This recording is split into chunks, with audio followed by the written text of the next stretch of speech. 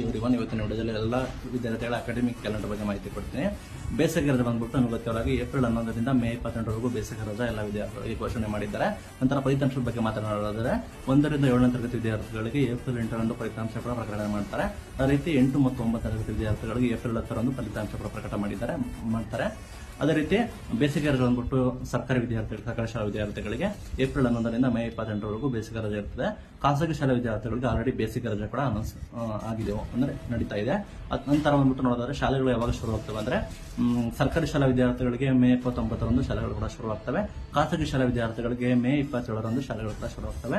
ಅದೇ ರೀತಿ ಅಡ್ಮಿಷನ್ ಬಗ್ಗೆ ಮಾತನಾಡೋದಾದ್ರೆ ಮುಂದಿನ ಶೈಕ್ಷಣಿಕ ವರ್ಷದ ಅಡ್ಮಿಷನ್ ಬಗ್ಗೆ ಮಾತನಾಡೋದಾದ್ರೆ ಏಪ್ರಿಲ್ 1ನೇ ವಾರ ಬೆಂಗಳೂರಿನಲ್ಲಿ ಖಾಸಗಿ ಶಾಲೆಗಳದ್ದು ಅಡ್ಮಿಷನ್ ಕೂಡ ಶುರುವಾಗುತ್ತೆ.